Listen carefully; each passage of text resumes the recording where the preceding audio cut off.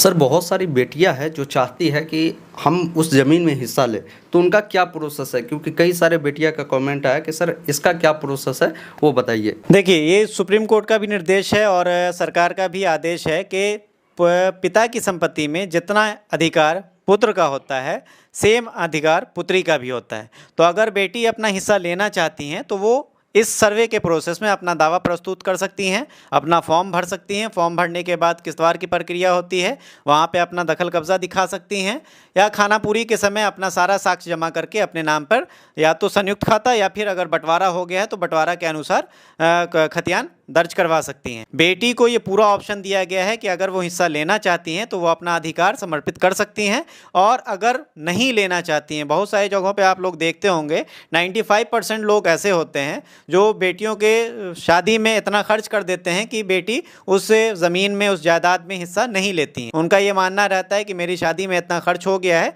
जो लगभग संपत्ति के बराबर के आसपास रहती है, तो वो लोग हिस्सा नहीं लेती हैं। तो वैसी स्थिति में आप लोग वंशावली में बहन और बेटी का नाम तो हर हाल में दर्शाइएगा, लेकिन हिस्सेदारी ख़त्म करने के लिए, उनका नाम खतियान में दर्ज नहीं करने के लिए, फिर अपनी बहन या बेटी या बुआ जो भी हैं आपकी, उनसे एक एनओसी आप लोगों को लेना पड़ेगा। ये एनओसी फर्स्ट क्लास मजिस्ट्रेट से एफिडेविट के तौर पर बनता है। ये फर्स्ट क्लास मजिस्ट्रेट के पास एफिडेविट बनवाइएगा, उसमें डिटेल लिखा रहता है कि जो भी पिता की संपत्ति है इसमें हम हिस्सा नहीं लेना चाहते हैं, भाइयों के बीच में ही इसका वितरण किया जा सकता है, हमको इस पर कोई आपत्ति नहीं है, भविष्य में भी कोई आपत्ति नहीं होगी। तो अगर आपकी बहन, बेटी या फिर बुआ जो भी हैं आपके ख़ानदान में, वो हिस्सा नहीं लेना चाहती हैं या उनको हिस्सा नहीं मिला हुआ है, तो उनसे आप एक एनओसी ले लीजिए, और उस एनओसी के आधार पर नया खतियान जो बनेगा वहाँ से आपकी बहन और बेटी या बुआ जो भी हैं उनका नाम खत्म हो जाएगा। लेकिन अगर आपकी बहन, बेटी, बुआ दावा करती हैं किसी ज़मीन पे कि ये मेरे पूर्वजों की ज़मीन है, इसमें मेरा भी अधिकार होना है,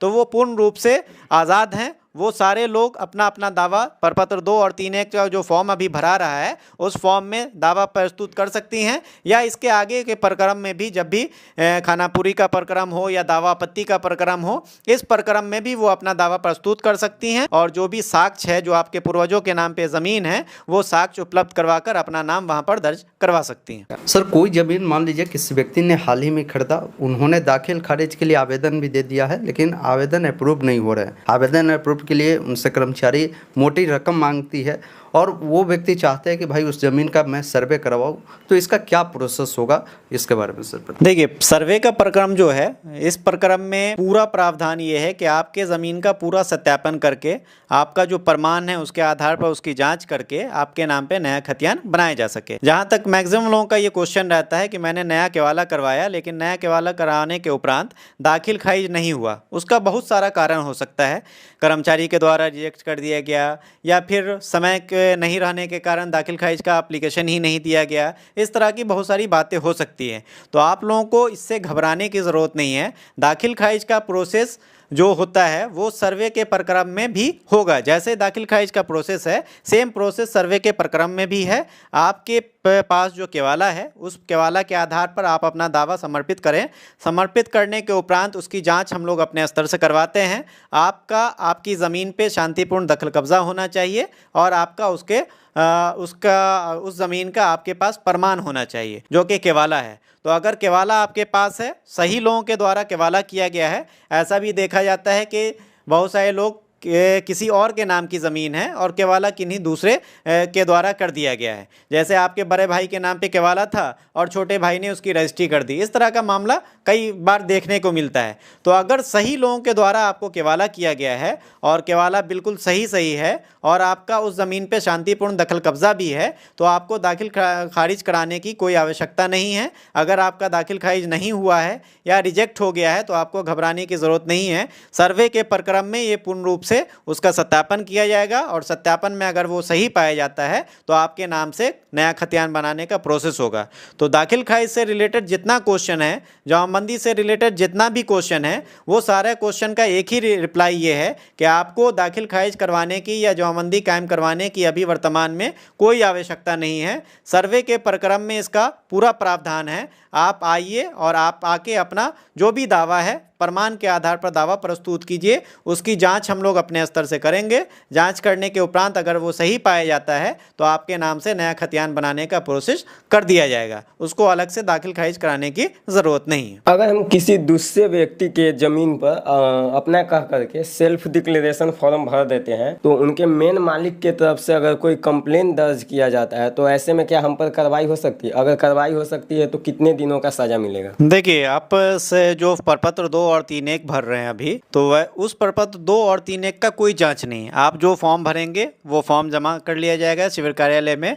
उसके बाद उसकी जांच की जाती है। जांच करने के लिए 2 चीज़ की जाती है। पहला तो आपका प्लॉट चेकिंग होता है कि जो प्लॉट आपने उसमें दर्ज किया है वो आपके दखल कब्जे में है या नहीं है, वो चीज़ दर्ज किया जाएगा। उसके बाद आपका पेपर का मिलान किया जाएगा। तो मिलान करने के लिए आपसे ओरिजिनल दस्तावेज़ मांगा जाएगा, ओरिजिनल खतियान मांगा जाएगा। जो भी प्रमाण आपके पास है, जिसकी फ़ोटोकॉपी, जिसकी छाया प्रति आप मुझे उपलब्ध करवाए हैं, उसका ओरिजिनल कॉपी मांगा जाएगा आपसे।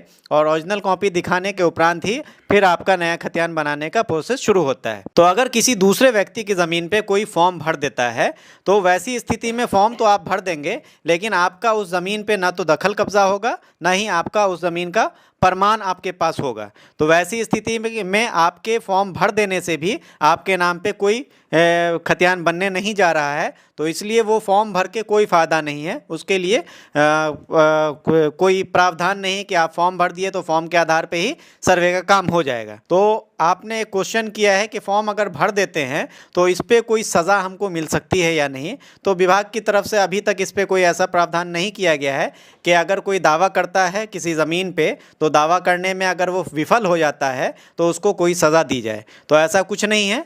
आप अपने हिसाब से दावा कर रहे हैं, सामने वाला जिसकी ज़मीन होगी वो अपने पेपर के आधार पे दावा करेगा, और जो दावा करता सही पाया जाएगा, जिनके पास ज़मीन पे दखल भी हो और उसका प्रमाण भी हो, तो ये दोनों चेक करने के बाद अगर सही जो पाया जाएगा उसके नाम पे खतियान बनाने का प्रोसेस शुरू किया जाएगा। सर, खतियान हमारा है लेकिन कब्जा कोई दूसरा व्यक्ति कर लिया है, ऐसे स्थिति में किनके नाम से सर्वे होगा? ये सर्वे जो है, ये खतियान बनाने का सर्वे का प्रोसेस जो होता है वो आपके रिकॉर्ड के बेस पर डिसाइड होता है कि ज़मीन का जो ऑनर है वो ऑनर्स कौन है। ये डिसाइड करना आपके रिकॉर्ड पे डिपेंड करता है। अगर खतियान आपके नाम से है या आपके पूर्वजों के नाम से है, ज़मीन पे ज़बरदस्ती कोई कब्ज़ा किए हुआ है, तो ज़बरदस्ती कब्ज़ा के केस में उनके नाम से खतियान किसी भी हाल में नहीं बनेगा। जो उसके ओरिजिनल ऑनर होंगे, जो मालिक होंगे, उनके वंशज होंगे या जीवित, या फिर वो खुद अगर जीवित होंगे तो उनके नाम से नया खतियान बनाने का प्रोसेस होगा। लेकिन उसमें एक चीज़ आती है कि आपके नाम की आपके पूर्वजों के नाम पे खतियान था और उसी समय से किसी अन्य व्यक्ति के द्वारा उस ज़मीन पे दखल कब्ज़ा किया गया हो और आपको आज तक उस पर कोई आपत्ति नहीं है। ऐसा भी केस देखने को मिलता है कि आपके पूर्वजों के ज़माने से 50 साल 60 साल पुराने ज़माने से उस ज़मीन पे उसका दखल कब्ज़ा है और आपके द्वारा उस पर आज तक कोई आपत्ति नहीं की गई है। तो वैसी स्थिति में एक केस ये भी बनता है कि बकब्ज़े में उनका नाम डाला जाए। अगर आपको कोई आपत्ति नहीं होगी तो अभियुक्ति कॉलम में बकब्ज़े में जिसका कब्ज़ा होगा उसका नाम डाला जा सकता है। लेकिन अगर आपके द्वारा कभी भी उस पर आपत्ति किया गया हो, पूर्व में किसी भी स्टेज पे आपके द्वारा आपत्ति किया गया हो और आपके पास उसका पेपर है, सामने वाले के पास पेपर नहीं है, सिर्फ उसका दखल कब्जा है, तो ऐसी स्थिति में खतियान आपके नाम से बनेगा। आपके जो जीवित वंशज होंगे उनके नाम से बनेगा, दखलकर्ता के नाम से नहीं बनेगा। सर, एक आम आदमी को सर्वे करवाने के लिए मूल रूप से क्या क्या दस्तावेज देनी होगी? देखिए, सर्वे करवाने के लिए सबसे पहला जो दस्तावेज मान्य होता है वो कोई भी ज़मीन का सबसे पहला प्रमाण जिसको हम लोग बोलते हैं, जिसके बेस पे टाइटल डिसाइड होता है, वो उस ज़मीन का खतियान होता है। तो अगर आपके पास कोई खतियानी ज़मीन है और खतियानी ज़मीन पे आप दावा कर रहे हैं, आपके पूर्वजों के नाम पे खतियान दर्ज है, तो वैसी स्थिति में आपका खतियान का जो छाया प्रति है वो एक छाया प्रति प्रस्तुत करनी पड़ेगी। उसकी मूल कॉपी आपको दिखा के सत्यापित करनी पड़ेगी। उसके बाद आपके पूर्वजों के नाम पे अगर कोई भी ज़मीन हो, केवाला हो या खतियान हो, तो वैसी स्थिति में आपको वंशावली प्रस्तुत करनी पड़ेगी, जो आप ये प्रमाणित करेंगे कि खतियान या केवाला में जिन लोगों का नाम है वो आपके पूर्वज हैं और आप उनके जीवित वंशज हैं। ये चीज़ प्रमाणित करने के लिए वंशावली की ज़रूरत पड़ती है। उसके बाद अगर कोई क्रय से प्राप्त भूमि है, जिसको केवाला से प्राप्त भूमि हम लोग बोलते हैं, तो अगर केवाला से प्राप्त भूमि है तो केवाला की छाया प्रति आपको लगानी पड़ेगी और वो प्रस्तुत करना पड़ेगा। बहुत सारे लोग ऐसे होते हैं जिनको पर्चा से प्राप्त होती है भूमि। पर्चा भी कई तरह का होता है, जैसे बंदोबस्ती पर्चा सरकारी ज़मीन के केस में होता है, रैयती के ज़मीन के केस में वास्कित पर्चा होता है, सीलिंग एक्ट से भी बहुत सारे लोगों को भू हदबंदी का पर्चा निर्गत होता है, तो भू हदबंदी का पर्चा भी एक तरह का है। भूदान से भी बहुत सारे लोगों को पर्चा निर्गत किया जाता है, तो भूदान का पर्चा अगर आपके पास है तो ऐसी स्थिति में जिस पर्चा से आपका निर्गत है भूमि, जिस पर्चा से आपको प्राप्त है, बंदोबस्ती हो, वास्कित हो, भूदान हो या आपको परवाना, जिसको भू हदबंदी का पर्चा बोलते हैं, तो अगर किसी पर्चा से प्राप्त हो तो उस पर्चा का छाया प्रति लगानी है।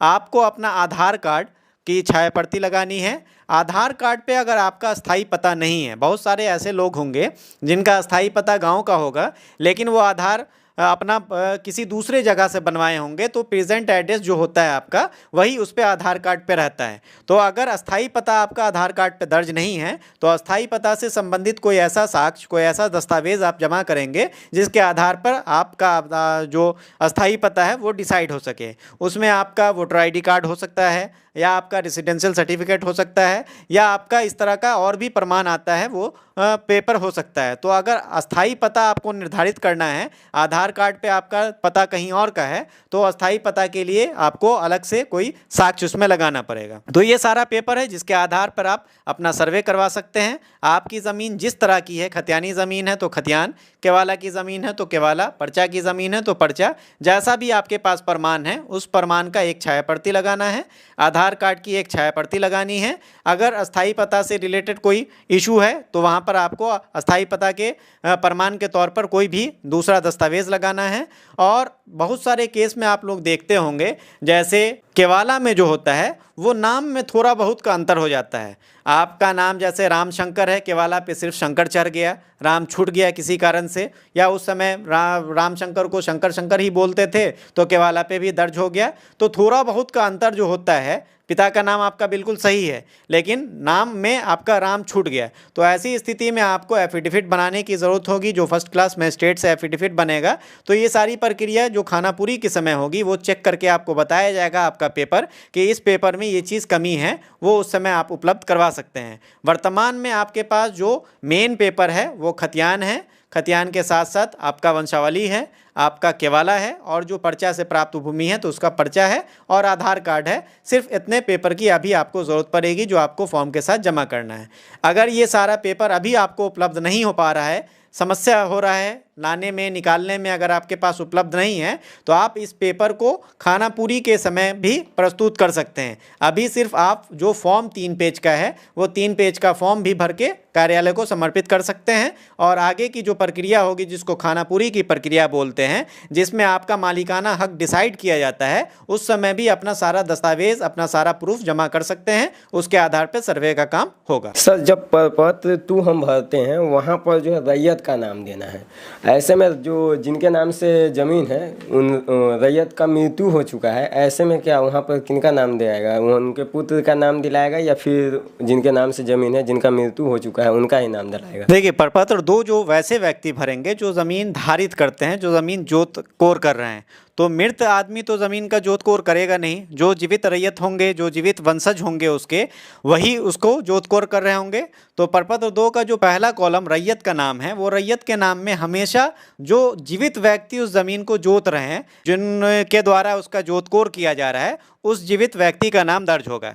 ऐसा स्थिति भी हो सकता है कि आपके पूर्वजों के नाम पे ज़मीन हो, आपके बाबा के नाम पे, आपके पिताजी के नाम पे ज़मीन हो और उनकी मृत्यु हो गई हो, तो ऐसी स्थिति में आप अगर जोत रहे हैं तो आप अपना नाम दर्ज करेंगे। लेकिन अगर ऐसा कोई केवाला है जिसमें आपके पिताजी की ज़मीन है, पिताजी के नाम पे केवाला है और पिताजी ने बंटवारा करके मौखिक रूप से आपको दे दिया हो और अभी आप जोत कोर कर रहे हो, तो वैसी स्थिति में आपको अपना नाम नहीं दर्ज करना है। जिनका नाम पेपर पे दर्ज है और वो व्यक्ति जीवित हैं तो उनका नाम दर्ज किया जाएगा। उनके मृत्यु के उपरांत ही आपका वंशज होने के नाते आपका नाम दर्ज होगा। अन्यथा की स्थिति में अगर जिनका नाम पेपर पे है और वो जीवित हैं तो उनका नाम दर्ज किया जाएगा। सर, क्या वंशावली सबको देना जरूरी है? वंशावली जो है ये प्रूफ करने का एक तरीका है कि पेपर में जिनका नाम है वो आपके पूर्वज हैं। तो वैसा पेपर जो आपके पूर्वजों के नाम पे हो, चाहे वो खतियान हो या चाहे वो केवाला हो, और उनकी मृत्यु हो गई हो, केवाला या खतियानधारी की मृत्यु हो गई हो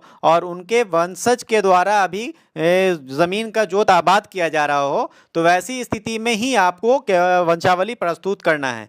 लेकिन अगर वैसा केवाला या वैसा खतियान जिसमें केवालाधारी या खतियानधारी जीवित हैं वर्तमान में, उनको वंशावली देने की आवश्यकता नहीं है, वो वंशावली प्रस्तुत नहीं करेंगे। तो कहने का मतलब ये है सिंपल कि जिनके नाम से पेपर है वो जीवित हैं तो वंशावली की आवश्यकता नहीं है, जिनके नाम से पेपर है उनकी मृत्यु हो गई है और उनके वंशज के द्वारा जोत आबाद किया जा रहा है, तो वंशजों के द्वारा प्रमाणित करने हेतु वंशावली के को प्रस्तुत करना पड़ेगा, वो उपलब्ध करवाना पड़ेगा। सर कोई ज़मीन हम खरीदे हैं जो मृतक के नाम से ज़मीन है, लेकिन उनके बेटा या पोता के द्वारा उस ज़मीन को बेचा गया है, और तो ऐसे में उस ज़मीन को सर्वे करवाने के लिए क्या हमें विक्रेता का भी वंशावली देना होगा? देखिए, किन्हीं के नाम पे खतियान है और खतियानधारी की मृत्यु हो गई है और उनके पूर्वजों उनके वंशज के द्वारा कोई केवाला किया गया है, तो वैसी स्थिति में अगर मेरे पास उसका वंशावली आ जाता है, एक्चुअल में सर्वे का जो प्रावधान है उसमें यह है कि पूर्व का जो खतियान बना हुआ है उस खतियान के अनुसार हम लोग खाता वाइज वंशावली का निर्माण करते हैं। जो खतियान आपका पूर्व से निर्गत है, जो जैसे सीतामढ़ी की बात करते हैं तो सीतामढ़ी में रिविजनल सर्वे फाइनल हो चुका है, तो रिविजनल सर्वे का जो खतियान है उसके खतियान का जो खाता वाइज वंशावली हम लोगों को निर्माण करना है, वो वंशावली हम लोग अपने स्तर से भी निर्माण करते हैं और जो आप वंशावली प्रस्तुत करते हैं उसको भी प्रमाणित करके सत्यापित करके उसका कार्य किया जाता है। तो अगर मेरे पास वो वंशावली पहले से बना हुआ है, पहले से उपलब्ध है, तो आपको अलग से वंशावली प्रस्तुत करने की ज़रूरत नहीं है। हम उससे मिलान करके ये चेक कर लेंगे कि आपके जो केवाला के विक्रेता हैं वो खतियानी रैयत के वंशज हैं या नहीं है, तो ये चीज़ वहाँ से हम लोग चेक कर सकते हैं। लेकिन ऐसी स्थिति भी बनती है कि उस रैयत का वंशावली हम लोगों के पास उपलब्ध नहीं हो पाता है किसी कारणवश, तो वैसी स्थिति में आपसे अगर उसका सत्यापन के क्रम में वंशावली का डिमांड किया जाता है, वंशावली की मांग की जाती है, तो आपको वंशावली उपलब्ध कराना पड़ेगा। अन्यथा की स्थिति में अगर हम लोग अपने स्तर से उसका जांच करवाकर वंशावली के अनुसार उसका जांच करवा लेते हैं तो फिर आपको वंशावली प्रस्तुत करने की ज़रूरत नहीं होगी। सर कोई महिला जिनके पति का मृत्यु हो चुका है तो उनका वंशावली कैसे बनेगा? क्या उनके पुत्र का भी नाम उसमें देना होगा, पुत्री का भी नाम देना होगा, या फिर महिला तक ही सीमित रह जाएगा? देखिए, अगर पति के नाम पर कोई ज़मीन है और पति का डेथ हो जाता है, मृत्यु हो जाता है, तो वैसी स्थिति में जो वंशावली आप बनाइएगा तो पति के मृत्यु के उपरांत उसमें स्वर्गीय पति का नाम लिख दीजिएगा और फिर उसके नीचे पत्नी का नाम रहेगा और पत्नी के नीचे बच्चों का रहेगा। क्योंकि आपको पता होगा कि पति की जो भी संपत्ति होती है उसमें पत्नी और बच्चों दोनों का हक होता है, तो अगर पत्नी और बच्चों के बीच में बंटवारा हो गया है तब तो वो अलग अलग अपना दावा प्रस्तुत कर सकते हैं, अलग अलग फॉर्म भर सकते हैं। और अगर बंटवारा नहीं हुआ है तो वैसी स्थिति में आपको वंशावली में पत्नी और बच्चों दोनों का नाम देना है और अभी जो नया खतियान खुलेगा वो पत्नी और बच्चों के नाम से संयुक्त खाता खुलेगा। तो साथियों, आपने जितने भी कमेंट किए थे, जो भी आपके डाउट्स है उसके ऊपर हमने जो है सर के साथ सेशन किया और जो भी आपने बोला था कि सर से पूछिए, तो मैंने पूछकर आपको सटीक जानकारी उपलब्ध करवाने की कोशिश किया। इस वीडियो का रिक्वेस्ट है कि शेयर करना मत भूलें, क्योंकि शेयर करने से जानकारी लोगों तक पहुंचती है। और हम लोग वीडियो इसलिए आपको उपलब्ध करवाते हैं क्योंकि बहुत सारे लोग सर्वे को लेकर घबराए हुए हैं, उनको सही जानकारी नहीं मिल पा रहा है। तो सही जानकारी सर ने आपको बताया है, आपको घबराने की ज़रूरत नहीं है। सर ने हर प्रोसेस बताया, डॉक्यूमेंट नहीं है तो अभी आप प्रपत्र जो 2 है, 3(1) है, इसके अलावा दखल वाला फॉर्म है, उसको भरकर आप जमा कीजिए। वंशावली बनाने के सर ने प्रोसेस बता दिया, आप खुद से उसको बना सकते हैं। इसके अलावा शेड्यूल बनाना है वो खुद से बना सकते हैं, सारा प्रोसेस सर ने आपको बताया। थोड़ा सा आप मेहनत करेंगे तो कहीं भी कोई परेशानी नहीं है। बाकी ये वीडियो कैसा लगा, अपना राय ज़रूर बताइएगा और सर के लिए एक प्यारा सा कमेंट करें। सर के समझाने के तरीका आपको कैसा लगा ये भी हमें ज़रूर बताएं। धन्यवाद, जय हिंद।